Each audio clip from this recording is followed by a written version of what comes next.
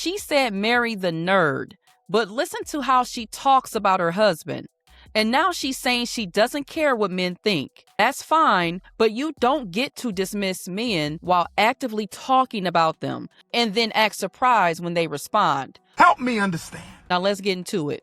When I was still having sex with men who wore Adidas slides and dirty white socks, you know the ones.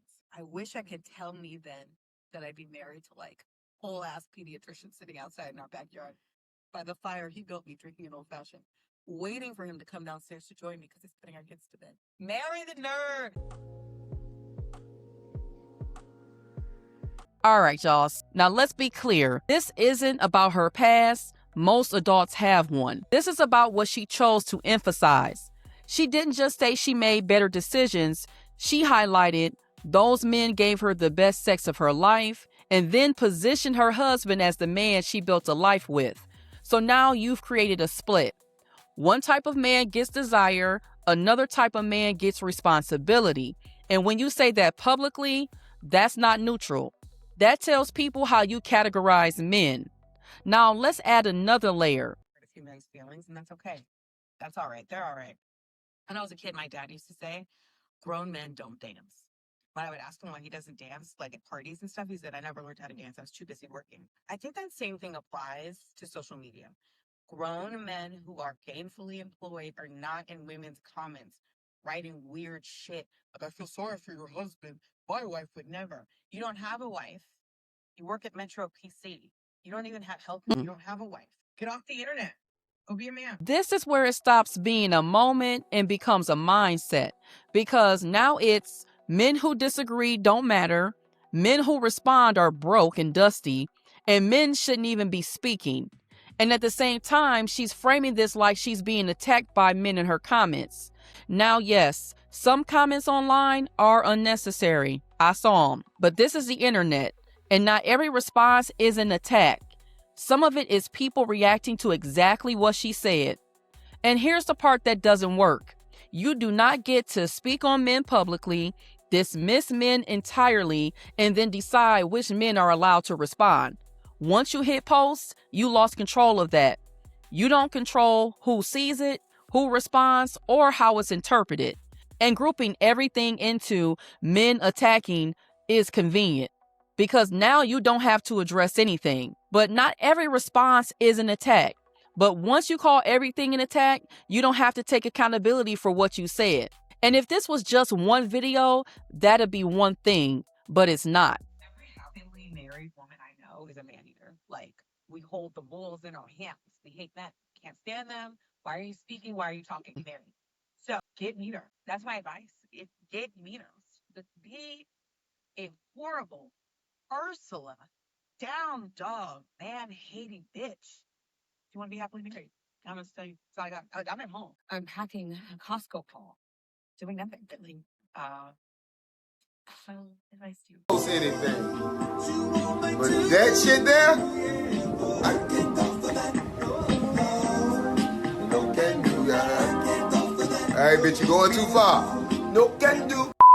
All right, so now we're not guessing. This is a consistent pattern and a mindset by this woman, because now what we're hearing is disrespect framed as strategy, control framed as how you maintain marriage. That's not a relationship model. That is dysfunction with good lighting, because long-term relationships don't run on contempt. You don't sustain anything healthy by hating men, being mean to your husband, or treating respect like it's optional. So when we go back to the very first video, it hits different, because it's not just she was joking or she was reflecting. This is how she thinks, this is how she categorizes men, and this is how she speaks about her husband publicly.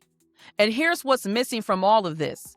She talks about the outcome, but skips the accountability behind the change. Because you don't just wake up one day and go from chaos to stability. Because what actually changed? Was it your standards, your discipline, your priorities?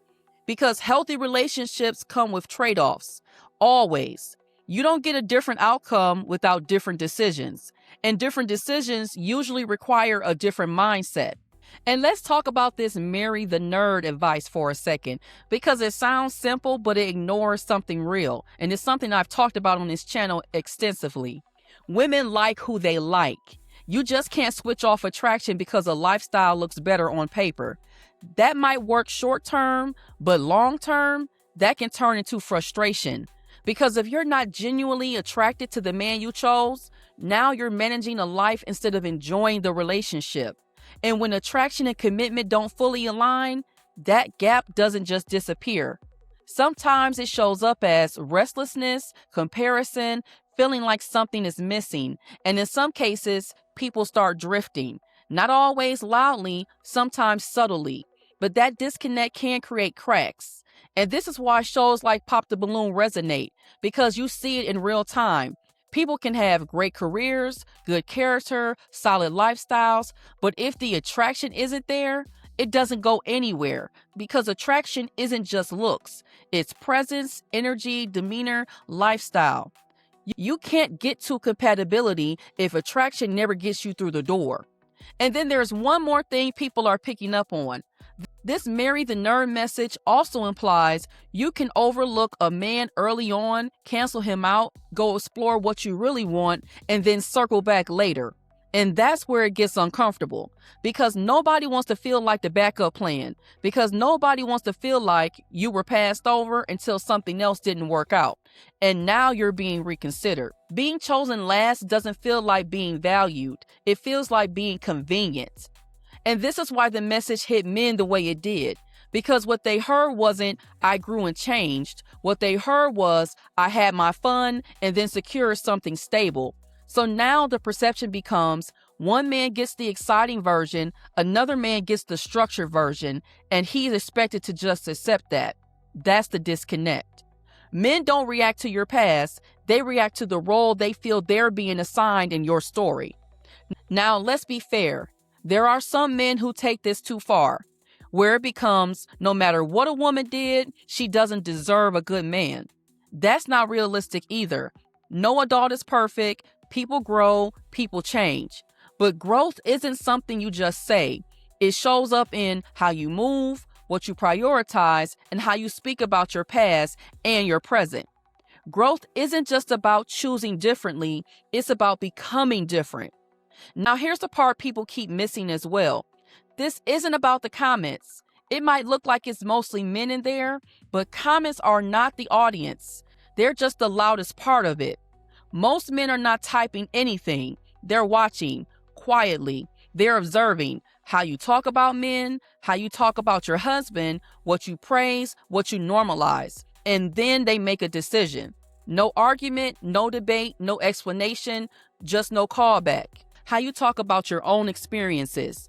And they're using that to decide, do I approach her? Do I take her seriously? Do I invest here? So if you're a single woman and your content is negative about men, disrespectful towards relationships, or framing men in a certain light, don't be surprised when the outcome matches that. He doesn't argue with you. He doesn't correct you. He doesn't debate you. He just moves accordingly. Men don't have to engage with your content. They can just opt out of you. And that's the part people don't see, because rejection today doesn't always look like rejection. Sometimes it looks like no follow-up, no second look, no opportunity at all. Your content doesn't just express your opinion, it pre-screens who's willing to deal with you. So at the end of the day, this isn't about telling women what to say or policing opinions. It's about understanding what comes with saying it publicly. Because your words don't just express how you feel, they signal how you think, how you choose, and what kind of relationship you're likely to create. And people move based on that. Now, do you think she was just joking, or did this actually reveal how she views men and her husband? Can attraction be adjusted over time, or is that something you either have or you don't? And would you want to be with someone who talks about you like this publicly? Now, if you made it this far, hit the hype button, drop your thoughts in the comments. I want to hear how y'all see this. Thanks for watching, and I'll see y'all in the next one. Peace.